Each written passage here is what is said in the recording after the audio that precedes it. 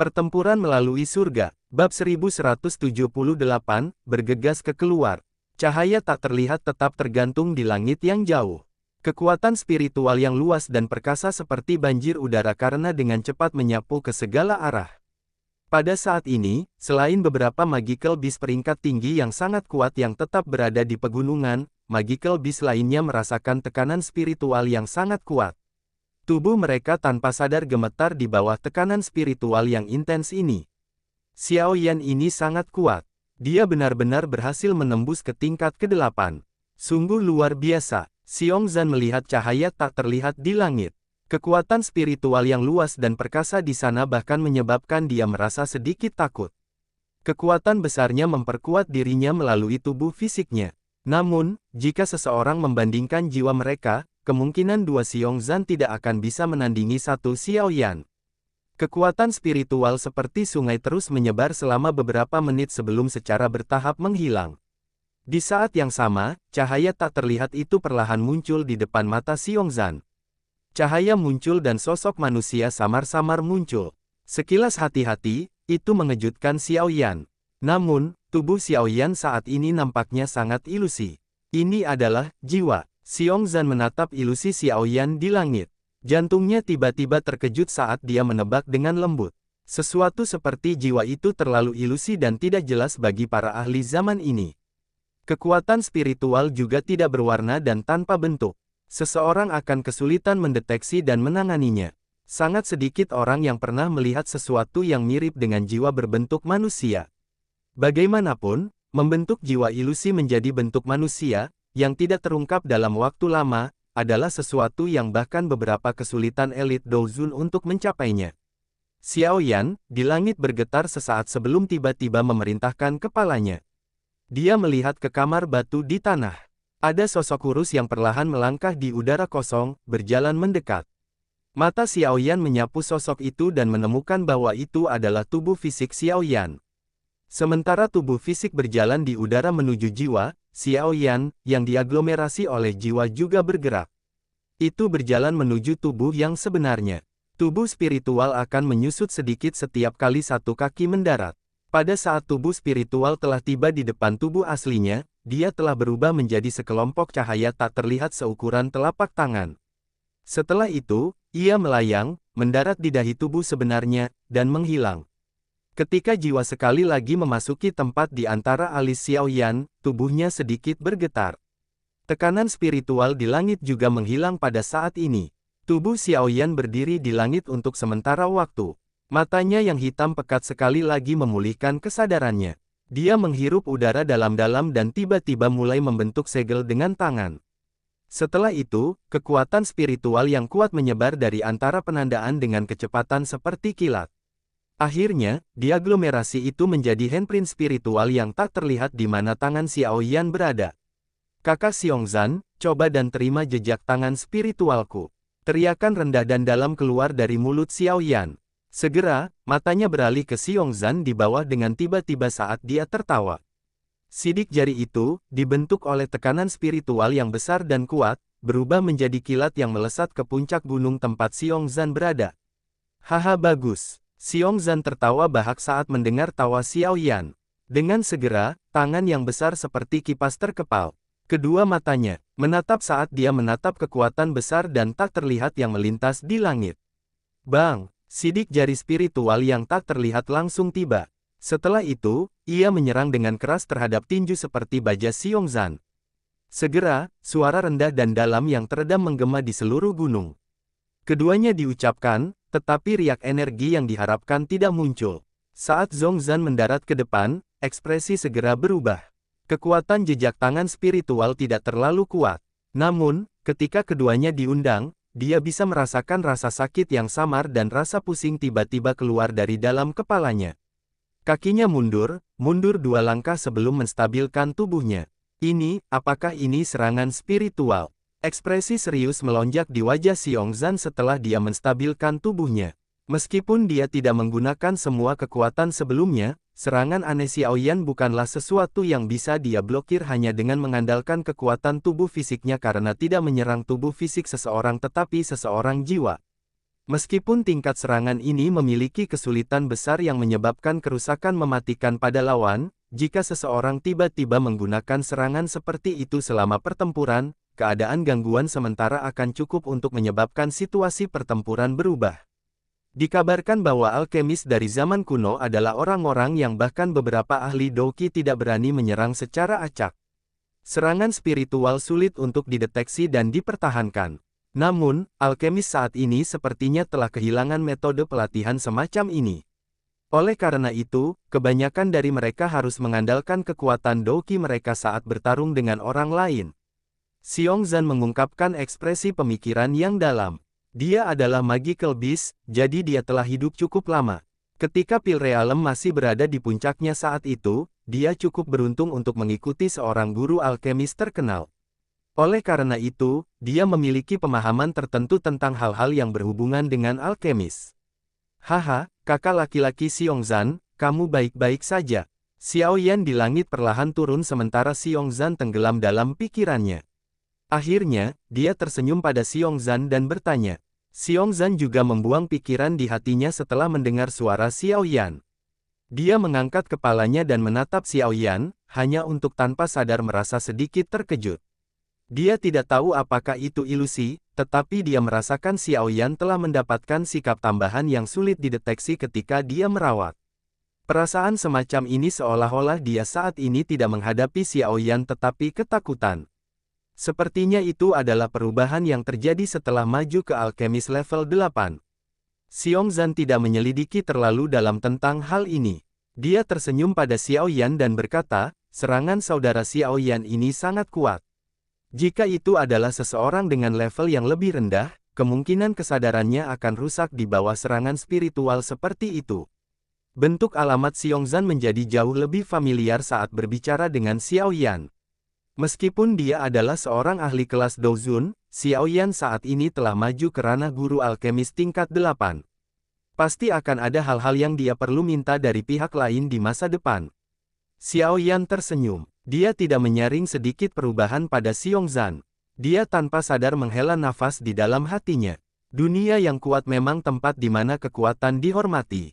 Kata-kata ini sangat cocok ketika digunakan oleh Xiongzan, dengan karakternya yang terus terang. Kamu akhirnya keluar. Suara yang jelas tiba-tiba terdengar dari belakang Xiao Yan. Suara itu secara alami milik Ziyan, yang sudah menunggu sampai frustasi. Xiao Yan berbalik. Dia menatap Ziyan, menyampaikan, dan bertanya, sudah berapa hari saya mengikuti retret ini? Hampir 8 hari, Ziyan memutar matanya saat dia menjawab. Jika Anda sedikit terlambat, Pil Realm ini akan ditutup. Pada saat itu, Anda juga akan kehilangan kualifikasi untuk mengikuti kompetisi. 8 hari ya, kalau begitu, masih ada 1 hari lagi. Xiao Yan sedikit mengangguk. 8 hari yang melelahkan tidak melebihi harapannya. Dia berpikir sejenak, mengeluarkan peta itu dari cincin penyimpanannya, dan menentukan arahnya. Setelah itu, matanya beralih ke utara saat dia berkata, aku sudah mengumpulkan semua tugas item. Yang perlu aku lakukan adalah cepat keluar dari Pil Realm. Bagaimana dengan kalian berdua? Mendengar ini, Ziyan merentangkan tangannya saat dia berkata, kami akan mengikuti tinju Anda. Namun, ada anggota Menara Pil yang menjaga pintu keluar Menara Pil. Oleh karena itu, Anda hanya dapat pergi lebih dulu begitu kami sampai di sana. Saya akan mempertimbangkan cara untuk meninggalkan diriku sendiri. Xiao Yan sedikit mengangguk. Dia menyadari beberapa kemampuan Ziyan. Selain itu, dia bisa memasuki Pil Realm ini tanpa ada yang tahu. Secara alami, dia harus memiliki sarana untuk meninggalkannya. Kalau begitu, ayo pergi. Masih ada jarak sampai pintu keluar itu.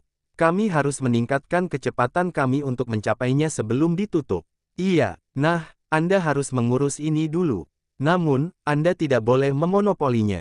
Ziyan tiba-tiba membuka tangan kecilnya dan cincin penyimpanan hijau zamrud muncul. Wajah Xiongzan di dalamnya bergerak-gerak tanpa sadar ketika dia melihat cincin penyimpanan ini. Ini, Xiao Yan sedikit tidak yakin. Batuk. Ini berisi semua bahan obat langka di dalam aula batu. Xiongzan di belakang Xiao Yan terbatuk kering. Nadanya agak kering ketika dia berbicara.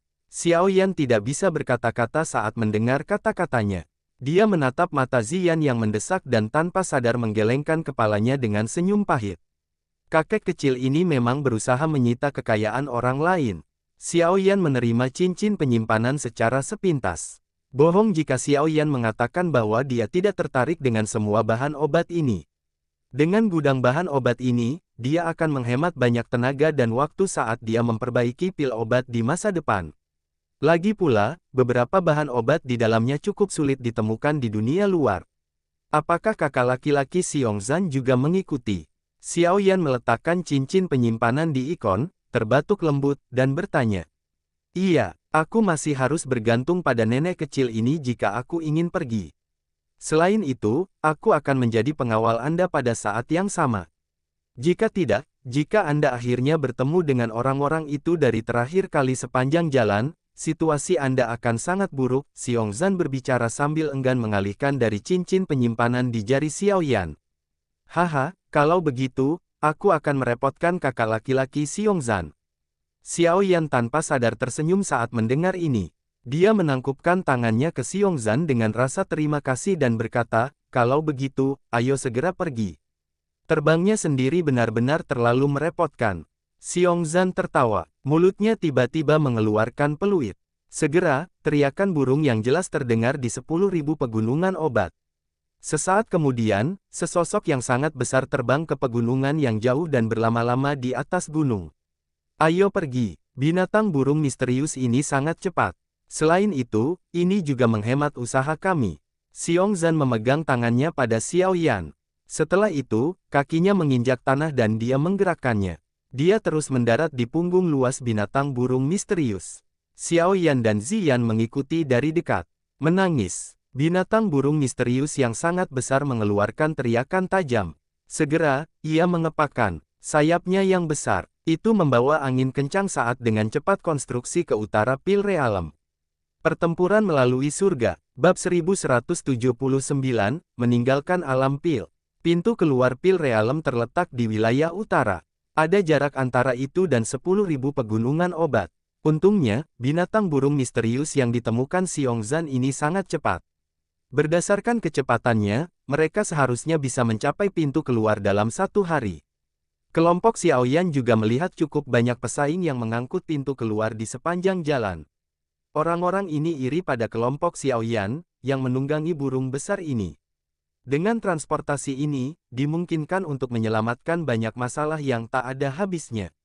Sayangnya, Magical Beast dalam Pil Realem ini semuanya sangat kejam. Menjinakkan mereka lebih mudah diucapkan daripada dilakukan. Menurut aturan, jika seseorang gagal mencapai pintu keluar sebelum Pil Realem ditutup, seseorang akan kehilangan kualifikasi untuk terus berpartisipasi dalam kompetisi. Mereka hanya harus menunggu 2 hari lagi sebelum para ahli dari Menara Pil memasuki Pil Realem dan membawa semua yang tersisa di belakang. Oleh karena itu, untuk bisa keluar selama jangka waktu yang tersisa ini, cukup banyak pesaing yang dengan pengangkutan cepat. Hampir 1 hari berlalu saat mereka melakukan pengangkutan. Pada saat langit keesokan harinya cerah, sebuah persegi besar yang dibangun dari batu putih besar akhirnya muncul di tanah di kejauhan.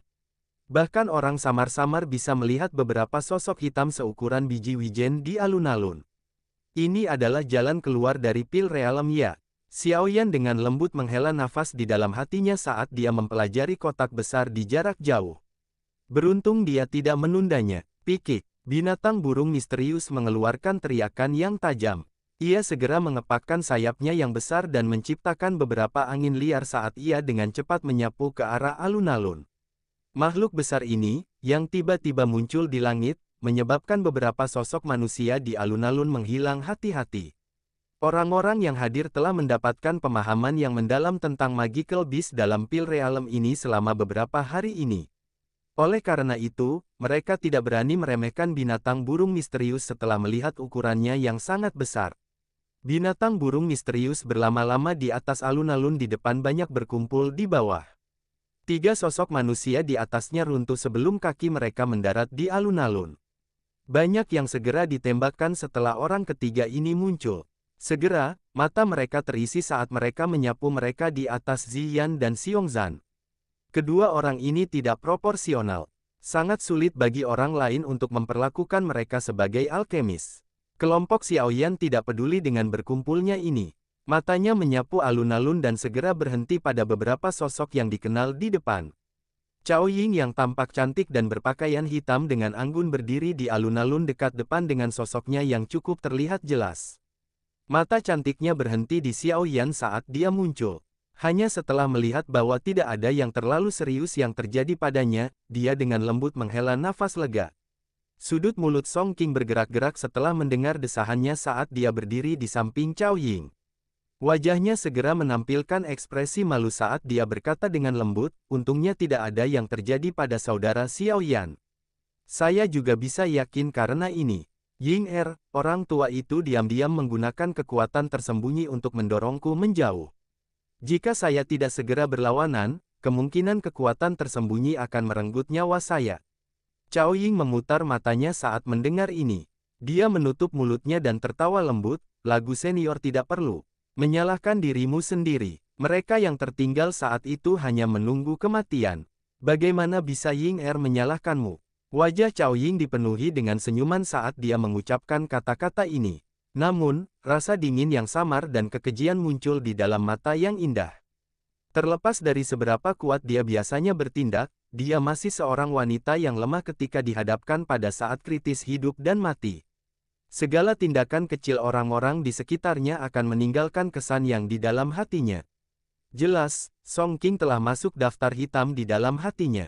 Song Qing tidak dapat melihat emosi yang tersembunyi di dalam mata Cao Ying. Oleh karena itu, dia menghela nafas lega. Xiaoyan menyapu matanya ke tubuh Cao Ying yang cantik, yang menciptakan pesona tak berujung saat dia mengerutkan kening. Wajahnya yang mempesona menunjukkan senyum hangat yang langka ketika dia melihatnya melihat ke atas. Xiaoyan terpana oleh senyum hangat Cao Ying. Meskipun penyihir ini biasanya tersenyum sepanjang waktu, senyumannya yang biasa mengandung rasa dingin yang menyendiri. Kemungkinannya bahkan Song Qing tidak pernah mengalami sesuatu seperti senyuman ini. Xiaoyan membalas senyumannya. Bagaimanapun dia tidak memiliki dendam apapun dengan Cao Ying dan wanita ini juga memiliki masa depan yang luar biasa. Dia bahkan mungkin menjadi orang yang kuat di Menara Pil di masa depan. Membangun hubungan yang baik di sini jelas merupakan hal yang baik. Setelah Juling dengan Cao Ying terdiam, Xiaoyan dengan sigap mengalihkan perhatian. Selanjutnya, mereka berhenti di posisi lain. Matanya tiba-tiba menjadi dingin. Mugu tua. Seorang pria berpakaian hitam duduk bersila di tempat mata Xiaoyan mendarat. Anehnya, itu adalah Old Mugu, yang mengejar Xiaoyan tapi akhirnya dipaksa mundur oleh Xiongzan. Old Mugu merasakannya saat Xiaoyan muncul. Matanya menyapu dan berhenti pada Xiongzan yang tampak kuat di samping Xiaoyan. Alisnya berkerut saat denusan dingin keluar dari lubang hidungnya. Orang yang beruntung. Mata Xiaoyan gelap dan padat saat dia menatap Old Mugu. Sesaat kemudian, dia perlahan menarik mereka. Pakaian hitam yang membantu Mugu tua saat itu telah menghilang lagi. Namun, Xiaoyan sadar bahwa mereka tersembunyi di antara banyak alkemis di sini. Sepertinya orang tua ini juga mengejar api 3000 api. Tangan Xiaoyan dengan lembut mengusap cincin di lehernya. Setelah itu, dia meng-scan seluruh kotak. Sementara dia menyapu matanya, dia menemukan bahwa ada cukup banyak di depan yang ahli dari generasi yang lebih tua. Daya pikat dari 3000 Burning Flame benar-benar terlalu hebat. Untuk mendapatkannya, orang-orang dari generasi lebih tua ini dapat dikatakan telah melupakan wajah mereka. Xiaoyan dengan lembut menghela nafas di dalam hatinya. Ini memang layak menjadi pil gathering. Tanpa kemampuan asli, mencoba tampil menonjol dalam situasi seperti ini, di mana semua ahli bersaing satu sama lain, sepertinya mustahil. Wanita muda bernama Dan Chen dari klan dan telah lama tiba di sini. Wanita ini jelas bukan orang biasa. Mata Xiaoyan yang bergeser tiba-tiba berhenti di tempat tertentu di depan. Dan Chen, yang dia temui beberapa kali sebelumnya, ada di tempat itu. Mata tertutup saat dia memulihkan diri. Xiaoyan sangat menghormati wanita muda yang tampaknya lemah ini. Dia tidak bisa merasakan banyak ketika dia sebelumnya bertemu dengannya. Namun, sekarang dia melihat ke arah Dan Chen setelah jiwa telah maju ke keadaan jiwa, dia agak terkejut menemukan bahwa tampaknya ada kekuatan hisap yang tidak biasa yang melonjak keluar dari tubuh wanita muda itu. Gaya isap semacam ini tidak dapat menyerap doqi. Sebaliknya, itu digunakan untuk menyerap jiwa. Ketika Xiaoyan melakukannya padanya saat itu, kekuatan isap yang tidak biasa yang dia rasakan seharusnya disebabkan oleh hal ini. Konstitusinya harus sedikit istimewa. Meskipun kekuatan spiritualnya luar biasa kuat, tubuhnya cukup lemah. Xiaoyan dengan hati-hati mempelajarinya dan segera memikirkan konstitusinya. Ada banyak hal unik di dunia ini. Akan selalu ada beberapa orang dengan konstitusi yang tidak biasa. Beberapa contohnya adalah tubuh racun yang disediakan dari dokter peri kecil atau mata aneh King Lin saat itu. Mereka semua adalah orang-orang luar biasa. Xiaoyan dengan lembut menenangkan. Dia bisa memprediksi bahwa tantangan dari pil gathering ini akan menjadi tantangan paling intens yang pernah ada. Jumlah pesaing yang tiba di alun-alun ini bertambah seiring dengan berjalannya waktu. Apalagi sebagian besar orang yang datang kuat. Namun, ini memang masuk akal ketika dipikir-pikir. Bagaimana mungkin seseorang tidak memiliki beberapa kemampuan setelah mampu bertahan di pil realm ini, tempat persaingan yang ketat, sampai sekarang. Mata Xiaoyan juga menyapu ke tengah alun-alun sambil menunggu. Ruang di tempat itu agak terdistorsi. Seorang pria tua dengan pakaian yang mewakili menara pil hadir di dekat ruang yang terdistorsi. Orang tua itu sedang memegang tongkat jalan, dan kulit wajahnya seperti kulit jeruk. Lencana menara pil ada di dada. Menara di atasnya berwarna ungu emas cerah. Salah satu dari 8 pil sesepuh menara.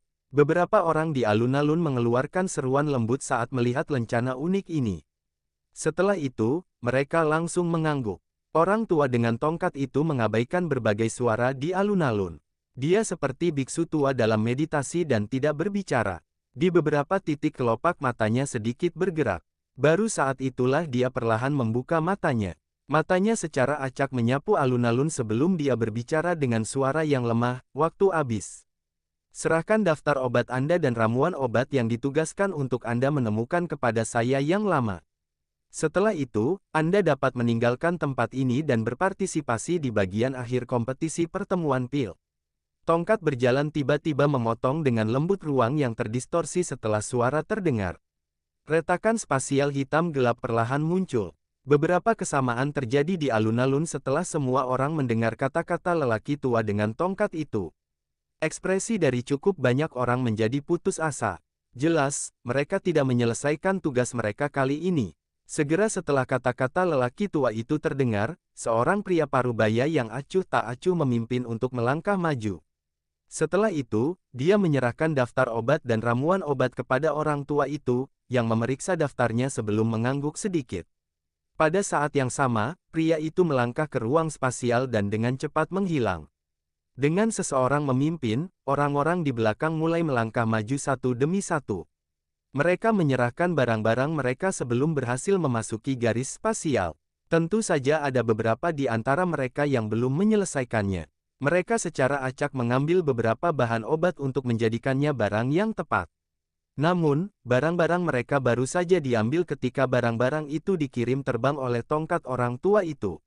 Setelah itu, mereka keluar dengan wajah pucat.